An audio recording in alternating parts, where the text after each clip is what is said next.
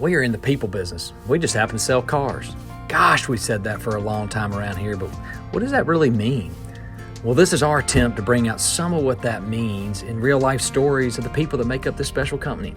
My name's Ty Bullard, and I have the honor and the privilege of leading Joe Bullard Automotive right here in Mobile, Alabama, that is truly trying to make a difference one person at a time.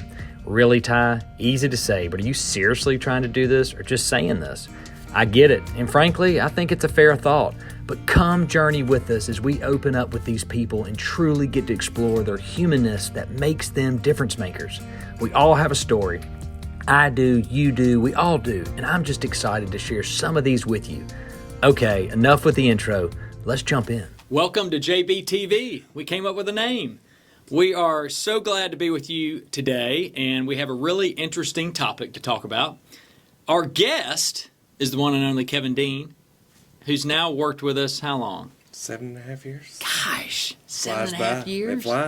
It flies. Seems like yesterday I didn't know what I was yesterday we met in what was that place called? The Exchange. The Exchange. I was like, man, what do you do over there? We're so glad to have you, Kevin. Thanks for being here. We are going to talk about something that's kind of become dear to really all of us, and I want to ask Kevin about this because really, you kind of birthed this. I say that. There were some things that kind of instituted it, but you kind of had the vision for it and came up with the idea and have really carried it through. And so I want to hear from you about a little bit about what we call others first, which kind of sounds, what do you mean others first? We know what that means, Ty. But just tell me, obviously at Joe Bullard Automotive, others first becomes something different. Tell me a little about how others first became. You have to go all the details, but just give us a little highlights on how others first became, and then we'll dive into it. Sure. So back in 2020, when was COVID? Was it like March 2020? Okay. I think it was March 12th, I know. 2020. It just feels like a big, big hole. So whenever COVID was really at its prime, you were sending out videos to the organization. And really, you would end those videos with, the only way we're going to get through this as an organization is to lean on the one with true understanding and to put others first. And so that mantra or that tagline really stuck, others first. And it really was, personally, it meant something to me because it's so easy to focus on yourself during those times of how is my family going to make this? How are we going to survive? But the minute you shift your focus to other people, it's crazy how you forget about yourself. Yeah. And so others first, that mantra just kind of stuck. Yeah. Well, at the time, we had a Joe Bullard hat made, and I was sitting in the hunting stand. And I had the hat on in a picture I took with my son, and someone posted I would buy one of those hats. And so after that comment, Jennifer Clark and I started texting back and forth, what if we just sold these hats and we can take the profit to help with needs around the community or inside the organization? Because there was just a ton of needs everywhere at that time. And it just took off like wildfire. Any other initiative that we've had in our organization, selling something, the United Cerebral Palsy shirts, we might have, 50 or 60 shirts. We had 100% participation in someone buying a shirt or a hat. Wow. With others first. About that. And so it really snowballed from there that we have something here that we can do a lot of good with. Yeah. And at the time we said, okay, all profits, which is still the case, all profits from this initiative will go to needs that might fly under the radar for most people. And I think our first gift was to Sims Middle School because they had lost their greenhouse in a hurricane or tornado, whatever it was, but they had lost it, and they were so grateful because who has extra margin to donate? Do you remember to a how we greenhouse? came across that need? We saw it on Facebook. Yeah. Yeah, We saw it on Facebook. That's right. So it was a local need. They were, screaming for help to get this replaced for the horticulture program.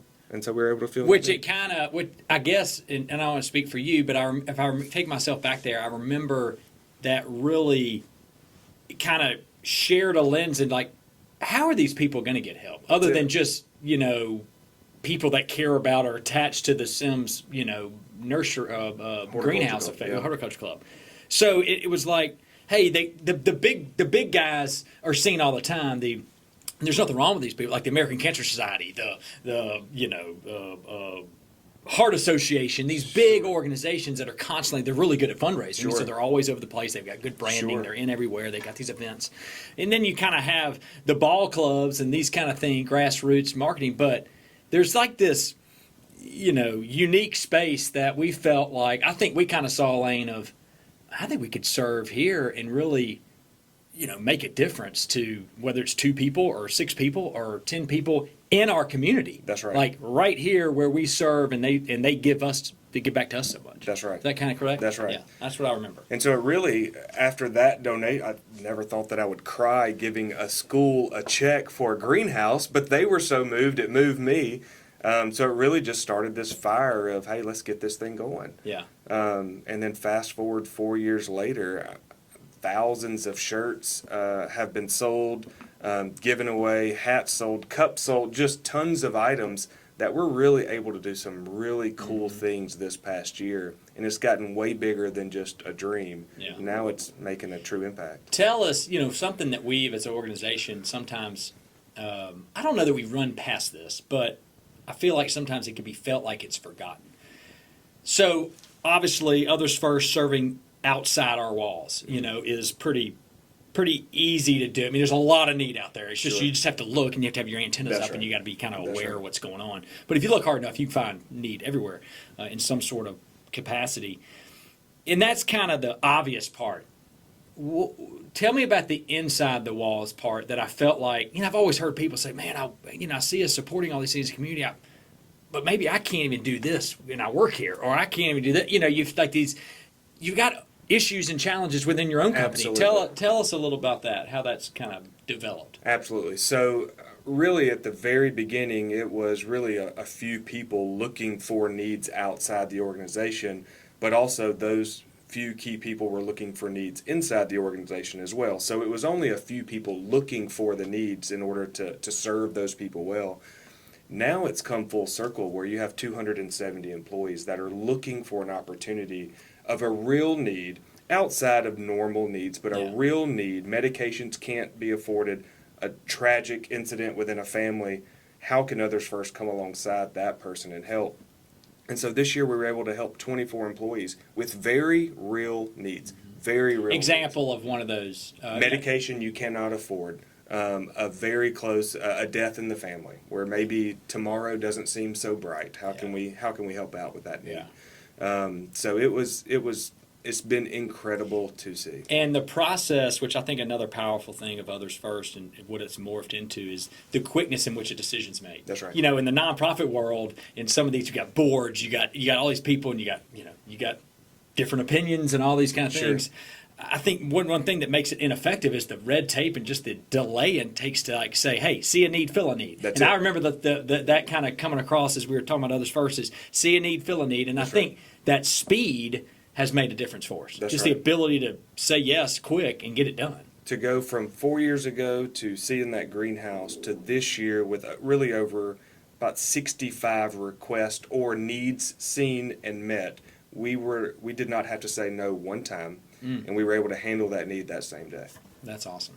Powerful. For sure. There was a period in which, we had our name, the Joe Bullard name, on Others First. And then we changed that. Tell me a little about that. Yeah, so it was really confusing at first because we were selling Joe Bullard hats just to the employees. We didn't think we had anything that would travel outside the walls, but selling hats to employees that said Joe Bullard. But we were telling everybody, hey, this money's going towards this thing called Others First. So it was really confusing at first. And so then it became Joe Bullard, Others First. And then I think it was a meeting that you and I had that said this has nothing to do with Joe Bullard. This goes towards our core value of generosity. Strip off Joe Bullard because this can be, with any company can jump on board with what we're doing. So you will not find our name on any merchandise. This is not a Joe Bullard platform. And it's to the point where it's its own nonprofit. I mean, it was all, we went through that formal process. That's right. It's its own thing now. Okay, gotcha. With its own governing laws and people That's right. that kind of run it. Where do you see it going in your eyes, Kevin? Like where do you think it could be? So it still blows my mind. I'm a creature of habit. I'm at Publix every single day, and it blows my mind that probably 2 or 3 visits out of the week, I will see someone walking around in Publix with an Others First shirt on that I have no clue who they are. And so I really think it can go outside of our walls from this baby that's now a toddler that's walking a little bit to another company that just says, I have no clue how to get that started, but we would like to take part in that in our organization. Let's just have a conversation. Again, there's no one on payroll with Others First. It is simply every dollar earned is going out to help a need in the community. Yeah. That's one of those questions they always ask, these people come and ask you for money. A lot of times is how much money goes to the actual purpose. And sometimes it's like 90% is a good number. That's right. Like you hear 90%, it's like, okay, this is a word, you start hearing 70, 60%, it's like how much is this stuff going to admin costs That's and right. payroll and all this stuff, which exists and it's okay. There's nothing wrong with it. But yeah, it's 100%. That's it. Tell them what the conversation looks like in the finance office when they get their shirt. Sure. So any customer that purchases a car from us, the finance manager is just saying, hey, I get to gift you with this Others First shirt. And let me tell you a little bit about it. And it kind of gives the backstory of Others First, but also says, when you're doing business with Joe Bullard, there's good that comes from it. This shirt is just a small example of that. But really, when you wear this shirt, realize that it's having an impact in and around our community. Yeah. So, which was part of the purpose. We really serve in this community. We're not really outside this community. We aren't. People maybe have taken it outside, but really it's served within this community, which was ultimately the purpose of let's take care of where we are. That's right. As best we can. That's you right. can't help everybody. We can help somebody. That's right. You mentioned other companies joining. What does that look like? I mean, reality is you're right. Like if they don't want to take on sometimes to be on the front of this thing takes a lot of work, and we put in a ton of work. You put in a ton of work to get this thing generated.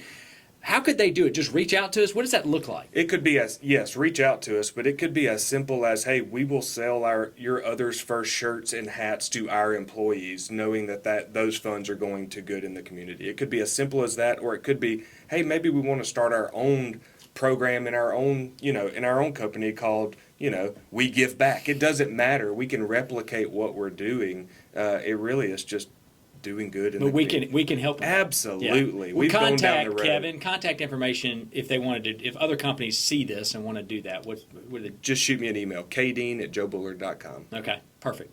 Well, that's exciting. Thanks for sharing a little about that. It's been 4 years now, and it's amazing the impact we've made in the community by putting others first. So It's just awesome to be a part of it. Awesome. Thanks so much. Welcome. It's good to be with you. That's another wrap in JB TV. Till next time. Thanks, guys.